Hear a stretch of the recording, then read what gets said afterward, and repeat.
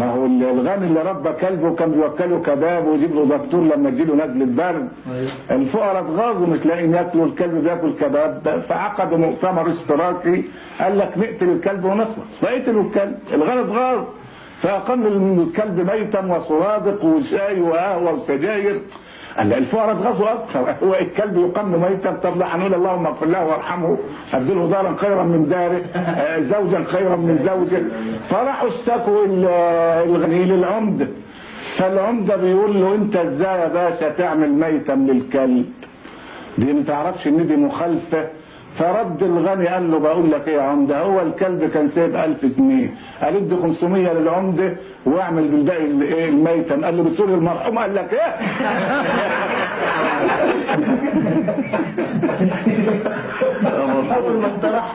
خلاص ما دام الحياه بقت كلها مال، ما دام سمع كلمه المرحوم الفلوس قال المرحوم. ان الغني وان تكلم بالخطا قالوا اصبت وصدقوا ما قال، واذا الفقير اصاب قالوا كلهم اخطات يا هذا وقلت ضلالا. ان الدراهم في المجالس كلها تكسي الرجال مهابه وجلالا، فهي اللسان لمن اراد فصاحه وهي السلاح لمن اراد قتالا. يا سلام.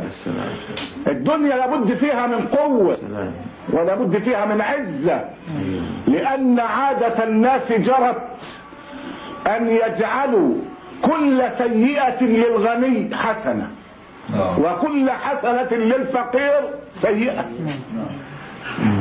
الدنيا اذا اقبلت على احد خلعت عليه محاسن غيره، فاذا اعرضت عنه سلبته محاسن نفسه. الغني يقول ده الفار ارض الحديد، يا سلام، حكمه وفصل الخطاب. الفقير يقول ده الفار ارض الجريد، يا اخي تنيف في طريقه الجريد، هو يربط حديد معلش يا شيخ والكلام غير. لا انت مسؤول في ساعه. هي الدنيا كده. الله يفتح عليك يا مولانا. الغني اذا كان ثرثارا قال الناس انه فصيح، اي والله. فاذا كان بخيلا قال الناس انه محافظ على النعمه، فاذا كان ابكم قالوا انه حكيم. الفقير اذا كان كريما قالوا انه متلاف، ده ايده سايبه، ده وحش. اذا كان فصيحا قالوا انه صرصار، اذا كان صموتا قالوا انه ابكم. السلام السلام.